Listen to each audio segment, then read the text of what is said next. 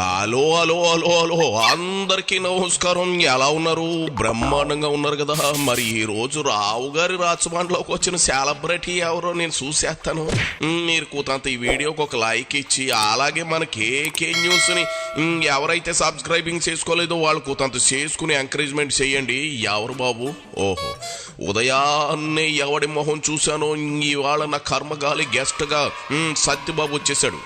ఇతనికి ఉపోద్ఘాతాలతో పనే ఉంది. మనకే ఈయన గారి చెప్పింది అర్థం చేసుకోవడానికి అడ్డెడు బియ్యం తినాల్సి వస్తుంది. ఇదిగో బొత్స వచ్చావుగా, మొదలెట్టు నీ నత్తిగోల.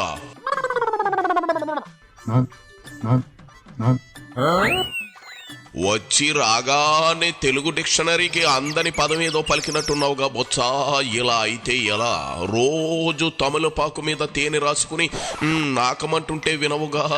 ఆ నాలుక మందం తగ్గాలంటే మటన్లు, నాటుకోళ్లు, చీపులిక్కర్లు లాగించమాక. సాత్విక ఆహారం భుజించు, నాలుకైనా పలచన పడుతుంది. అప్పుడు ఆటోమేటిక్ గా అన్ని పదాలు పలకొచ్చు. ఏటి అర్థమైందా? అది సరే, మొన్న అమిత్ షా ఏపీ వచ్చారు కదా, ఆయన భాష నీకేమైనా అర్థమైందా? ఆయన చెప్పింది కూడా నిన్న నాకు అర్థమైంది హిందీలో.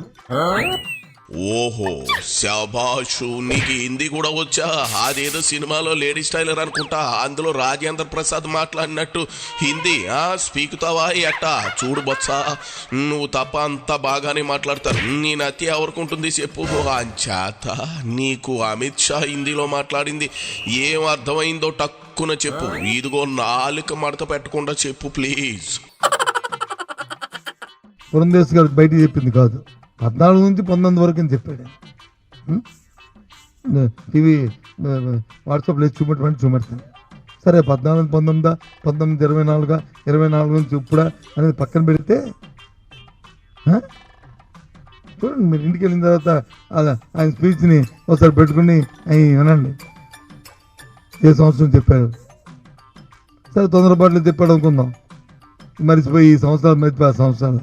ఏందేంది బొత్స, నీకు టెక్నాలజీ కూడా మా బాగా తెలిసినట్లుందే. అదేదో అన్నావు టీవీలో వాట్సాప్ పెట్టి చూస్తావా అని. నువ్వు పాలి మళ్ళీ అదేదో చెప్పవా? టీవీ వాట్సాప్లో చూపెడతాను.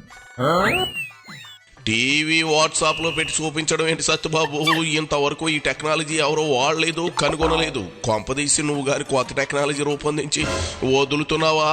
తూ టీవీ అనో లేదా తత్త వాట్సాప్ అనో పేరు పెట్టి వదులు. నీ బోటి నత్తిపోకోడి గాళ్ళకి ఉపయోగపడుతుంది. అరే మనిషివి 100 కేజీల వరకు ఎదుగో గాని గ్రాము బుర్ర పెట్టలేదేందయ్యా భగవంతుడు. నిన్న కాక మనం చూసాం తిరుపతిలో. ఎప్పుడైనా మనం పుట్టిన తర్వాత ఎవరైనా సరే అలాంటి సంఘటన చూసామని తిరుపతిలో మహా కుంభమేళ జరుగుతుంది. ప్రయోగంలో కోట్లాది మంది వస్తున్నారు. ఏం జరిగిందండి? ఎవరైనా చనిపోయారండి? ఆఫ్టర్ ఆల్ 20,000 మంది వస్తే, 30,000 మంది వస్తే 6 చనిపోతే అది ప్రభుత్వంతో అలసత్వం కాదండి? చెప్పండి, ఇది మ్యాన్మేడ్ కాదండి. ఇది అయి పెట్టుకొని ఎవరి మీద బురద జల్లడం కంటే ఎందుకు ఇవి? బురద జల్లే ముందు 1 వేలు చూపెట్టే ముందు 4 వేలు మనం చూపెడుతున్నాయి. ఏంటి విధ్వంసం జరిగింది? ఏంటి ఏ కార్యక్రమం జరిగింది విధ్వంసం? అది శివరాఖరికి అసలు పాయింట్కి వచ్చావు. మిగిలినవి సేవలు రెక్కించి విన్నా నీ ఆంతర్యం ఏంటో, ఆ భాష ఏంటో అర్థమై సావట్లేదు. ఏంటి విధ్వంసం జరిగింది? ఏ కార్యక్రమం వల్ల విధ్వంసం జరిగింది అని అడుగుతా ఉన్నావు కదూ. అసలు 5 ఏళ్ల పాటు జరిగిందంతా విధ్వంసమే కదా బొత్సా. నీ జగన్ రెడ్డి రావడమే ప్రజావేదికలను కూల్చేశాడు.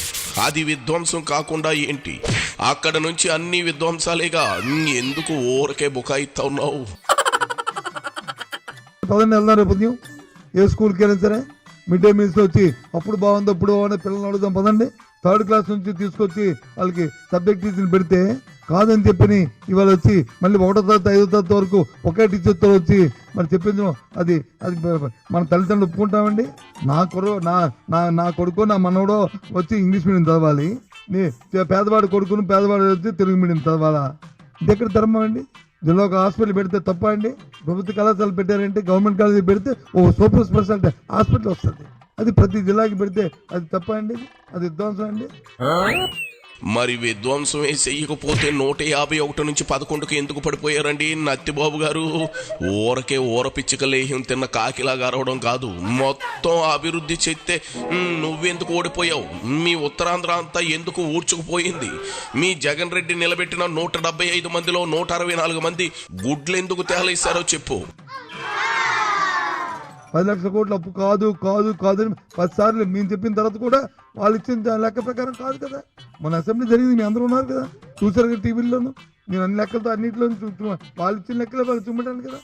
6,54,000 కోట్లు, సుమారు 7 లక్షల కోట్ల రూపాయల లెక్కనే వచ్చిందని చెప్పాము.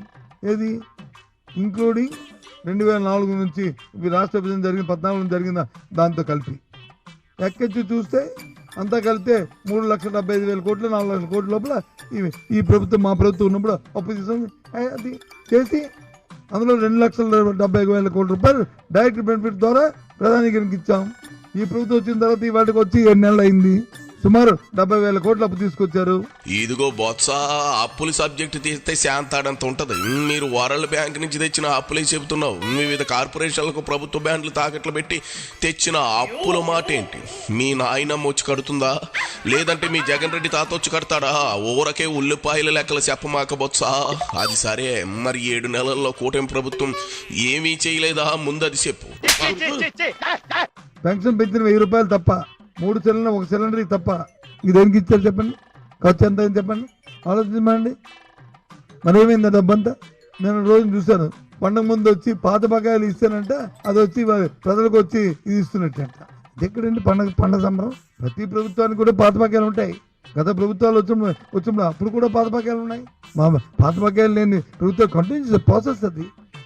ఓ ప్రభుత్వం వచ్చి ఓ 10% ఉంటో, 12 ఉంటో, 15 ఉంటో, 10 ఒకసారి వచ్చి 20 ఉంటుంది.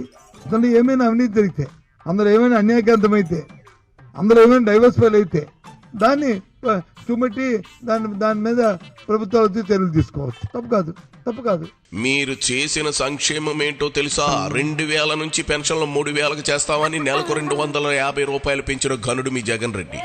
ఒక్క పింఛన ఏకంగా 4,000 అంటే 1000 పెంచిన కూటమి ప్రభుత్వం చేసింది మంచిది కదా. సిలిండర్ ఇచ్చానని నువ్వే అంటా ఉన్నావు.